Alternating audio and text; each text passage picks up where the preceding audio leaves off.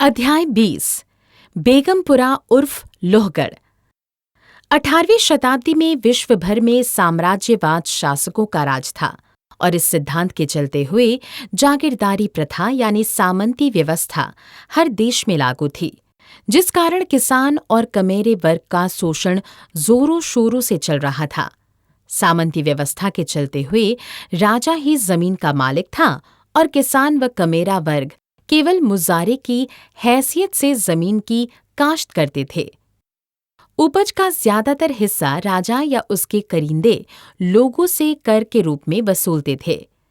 इस व्यवस्था के चलते हुए राजा, उसके करींदे और पुजारी वर्ग यानी विश्व के सभी धर्मों के पुजारी ही साधन संपन्न करते थे और आम जनता दाने दाने के मोहताज थी और भारी कर देकर गुलामी की जंजीरों में जकड़े हुए जीवन व्यतीत कर रही थी। ऐसी परिस्थितियों में मानवता के अधिकारों का हनन जोरों शोरों से चल रहा था। जनवरी 1710 में जरनैल बंदा सिंह बहादुर के द्वारा लोहगढ़ को खालसा राजधानी घोषित किया गया और मानवता के इतिहास में पहली बार मानवता के हक में जरनैल बंदा सिंह बहादुर द्वारा शाही फरमान जारी किया गया। जरनैल बंदा सिंह बहादुर द्वारा खालसा राज की मोहरें तैयार की गईं और इन मोहरों को लगाकर मानवता के हक में शाही फरमान जारी किए गए। देगो तेगो फतेह ओ नुसरत बेदी रंग याफत अज नानक गुरु गोबिंद सिंह। ये तो तलवार और हासिल की गई फतेह है, ये मालूम की रक्षा और मानवता के हक के लिए है, जो कि गुरु नानक साहिब गुरु गोबिंद सिंह से हासिल हुई है। 17वीं शताब्दी के आखिर तक मुगल राज दुनिया का सबसे बड़ा ताकतवर और अमीर साम्राज्य बनकर उभरा। मुगल राज में सामाजिक, आर्थिक, लैंगिक, वर्ग, राजनीतिक असमानताएं चरम सीमा पर पहुंच गई। इसके अतिरिक्त भारतीय समाज वर्ण व्यवस्था में बटा हुआ था। वर्ण व्यवस्था के चलते निचले स्तर पर आने वाले लोगों की दशा और भी दयनीय बनी हुई थी। 15वीं शताब्दी में भारतवर्ष पर तुर्कों का राज था और उस समय भी असमानताएं बहुत अधिक थीं। गुरु ग्रंथ साहिब में विराजमान 35 महापुरुषों ने इन असमानताओं को समाप्त करने का क्रांतिकारी बीड़ा उठाया। एक परमात्मा और मानवता के लिए ऐसा सिद्धांत दिया जिसमें हर व्यक्ति को हर किस्म से समानता का अधिकार मिले। जरनैल बंदा सिंह बहादुर ने इसी सिद्धांत को अमली जामा पहनाते हुए 1710 में लोहगढ़ से उपरांत मोहर लगाकर शाही फरमान जारी किए। मानवता के इतिहास में पहली बार जागीरदारी प्रथा समाप्त कर किसानों को मुजारे से मालिक बनाकर गैर मानवतावादी कर व्यवस्था से मुक्त किया। काफी खान मौके का गवाह लिखता है कि जरनैल बंदा सिंह बहादुर ने सभी मुगल अधिकारियों या एजेंटों और जागीरदारों को आदेश जारी किए कि वो जागीरदारी की प्रथा तुरंत प्रभाव से समाप्त कर दें। इसके अतिरिक्त औरतों को पुरुषों के बराबर अधिकार देकर पुरुष प्रधान समाज को समाप्त किया। जरनैल बंदा सिंह बहादुर ने ये भी फरमान जारी किए कि राज सत्ता में हर शहरी को बराबर का अधिकार होगा। जरनैल बंदा सिंह बहादुर ने एक और महत्वपूर्ण शाही फरमान जारी किया, जिसमें वर्ग और वर्ण असमानताओं को समाप्त करने की घोषणा की गई। इसी फरमान के चलते हुए इरविन अपनी किताब लेटर मुगलस में लिखता है कि जरनैल बंदा सिंह बहादुर ने पिछले रीति रिवाजों का उलट पुलट कर दिया और भारतीय समाज के निचले दर्जे के माने जाने वाले मैला ढोने वाले और चमड़ा रगने वाले को अपने साथ लिया और सिख फौज के जरनैल नियुक्त किया। जब ये सिख फौज के जरनैल छुट्टी लेकर अपने जन्म स्थान पर वापस आते थे और उनके हाथ में जरनैल का नियुक्ति पत्र को देखकर अमीर और उच्च वर्ग के लोग हाथ जोड़कर इन जरनैलों का स्वागत करते थे। इन जरनैलों के खिलाफ एक शब्द बोलने की हिम्मत किसी व्यक्ति में नहीं थी। गुरु ग्रंथ साहिब में विराजमान 35 महापुरुषों के द्वारा दिए गए सिद्धांत को लागू कर जरनैल बंदा सिंह बहादुर मानवता के इतिहास में पहला शासक बना, जिसने केवल मानवतावादी नीतियों को लागू करते हुए गुरु नानक साहिब के हलीमी राज के संकल्प को लागू किया। इन 35 महापुरुषों की वाणी न केवल एक परमात्मा के साथ सबको जोड़ती है, बल्कि धर्म के नाम से किए जा रहे आडंबरों को भी उखाड़ फेंकती है। ये क्रांतिकारी विचारधारा सामाजिक, आर्थिक, लैंगिक, वर्ग, राजनीतिक समानता के विचारों के साथ साथ कर्म करने पर विशेष जोर देती है। सार्वभौमिक भाईचारे के साथ साथ ये एक तार्किक और वैज्ञानिक विचारधारा है जिसमें चमत्कार और मिथिहास का कोई भी स्थान नहीं है। जरनैल बंदा सिंह बहादुर ने गुरु नानक साहिब के हलीमी राज के साथ साथ भगत रविदास जी के बेगमपुरे के सिद्धांत को भी लोहगढ़ में लागू किया। ये कहा जाना भी गलत नहीं होगा कि लोहगढ़ और बेगमपुरा में कोई भी अंतर नहीं था। बेगमपुरा पर भगत रविदास जी का श्लोक गुरु ग्रंथ साहिब के अंग 345 पर ये श्लोक अंकित है, जिसका विवरण निम्नलिखित प्रकार से है। बेगमपुरा शहर को नाम, मेरे शहर का नाम बेगमपुरा है और बेगमपुरा वो शहर है जहां पर कोई गम नहीं है, बेगम। दुख अंदोख नहीं ते ठाव, यहाँ पर कोई दुख और चिंता नहीं है। ना तस्वीस खिराज ना महल, इस शहर में कोई एक्स्ट्रा टैक्सेस नहीं है, कोई परेशानी नहीं है।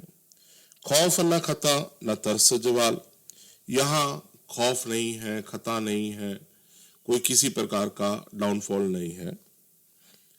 अब मोहे खूब वतन गह पाई, अब मैंने दुनिया का, अब मैंने आज तक का सबसे सुंदर देश का निर्माण किया है। यहाँ पर भगत रविदास जी पूरे विश्व को एक देश मानते हैं जहां पर हलीमी राज की स्थापना इस सिद्धांत के चलते हुई होगी।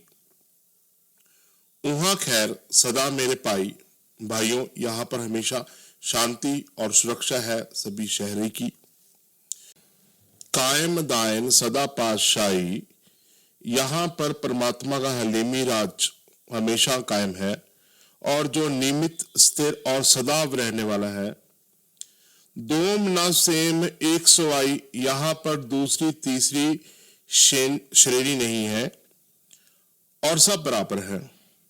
आबादायन सदा मशहूर, यहाँ की आबादी खुश है और खुशहाल है और यहाँ पर यह शहर अंतकाल से प्रसिद्ध है। उहाँ गणी बसे मामूर, यहाँ के रहने वाले लोग सब आमिर और खुश हैं।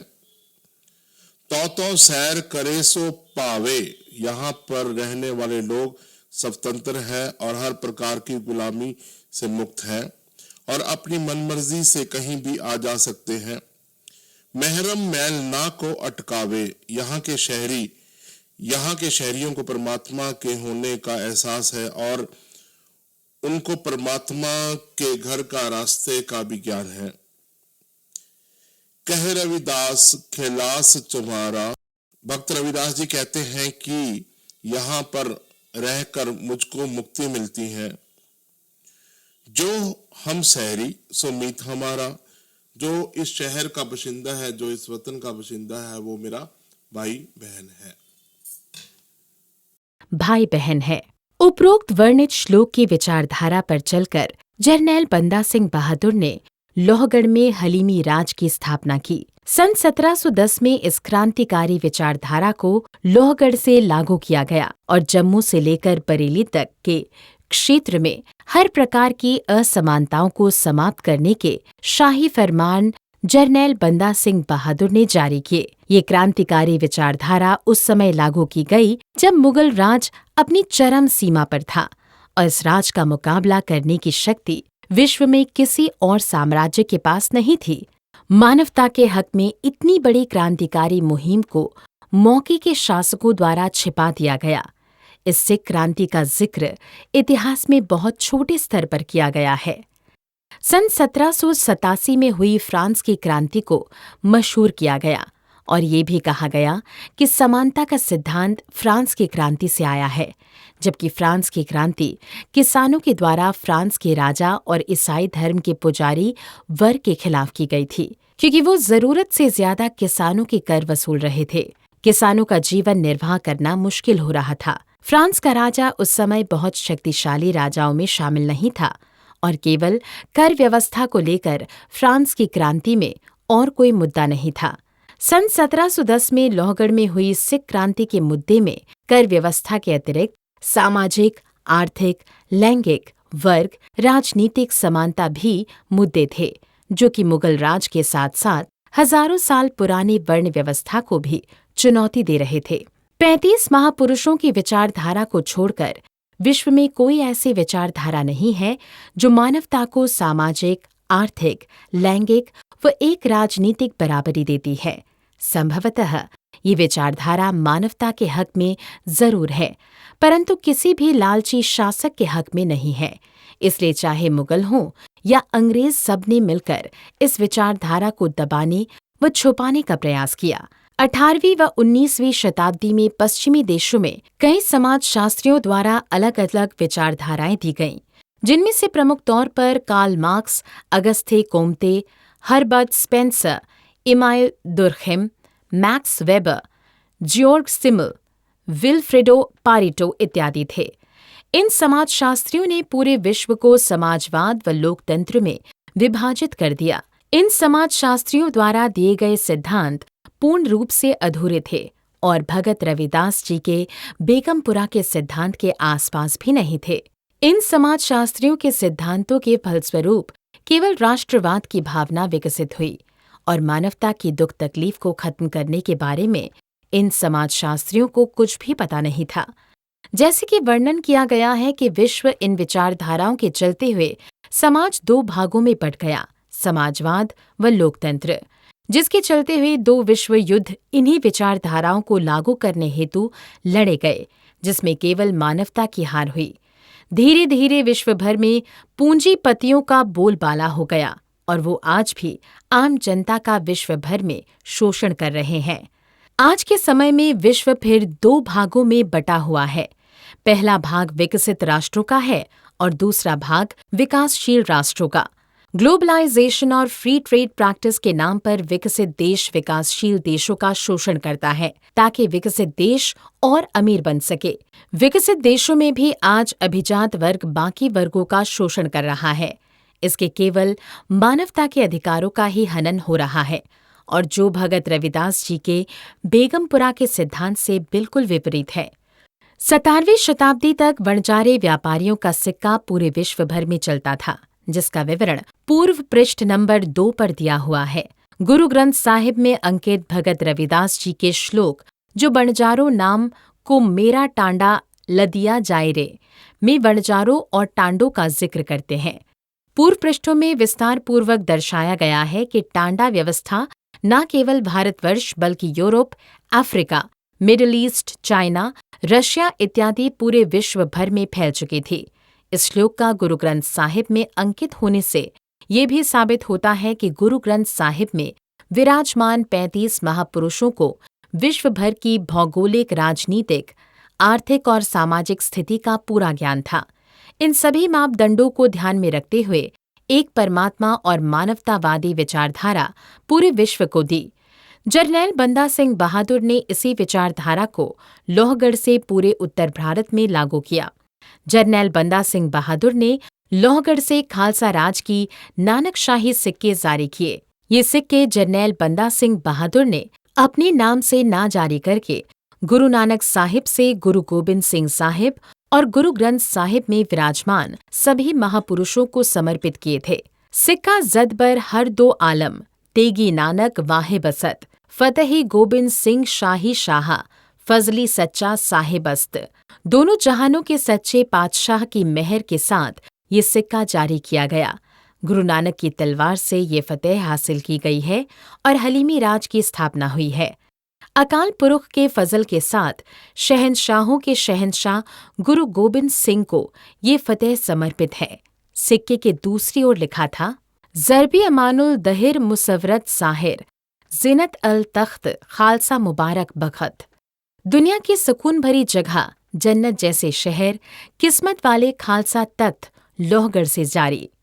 पृष्ठ पर विस्तार पूर्वक दर्शाया गया है कि हलीमी राज की स्थापना के लिए गुरु नानक साहिब ने कार्य शुरू कर दिया था और एक ऐसे राज और पंथ की बात गुरु नानक साहिब ने की है जिसमें केवल एक परम पिता परमात्मा को मानने वाले लोग बसे। वो केवल मानवता के अधिकारों के हक में रहकर धर्म पर चलें। भाई गुरुदास जी की बात से ये स्पष्ट होता है कि गुरु नानक साहिब के समय से ही गुरु नानक साहिब के नाम का सिक्का पूरे विश्व भर में चल चुका था। मारिया सिक्का जगतरी विची नानक निर्मल पंथ चलाइए। इस बात से साफ पता चलता है कि जरनैल बंदा सिंह बहादुर ने ना तो अपने नाम पर सिक्का जारी किया और ना ही उन्होंने अपने नाम की मोहर चलाई। जरनैल बंदा सिंह बहादुर ने हर कामयाबी को गुरु साहिबान को ही समर्पित किया। दुनिया भर की तारीख में भी कभी किसी विजेता या हकीम ने आज तक अपने नाम के सिवा कभी किसी अन्य के नाम का सिक्का जारी नहीं किया।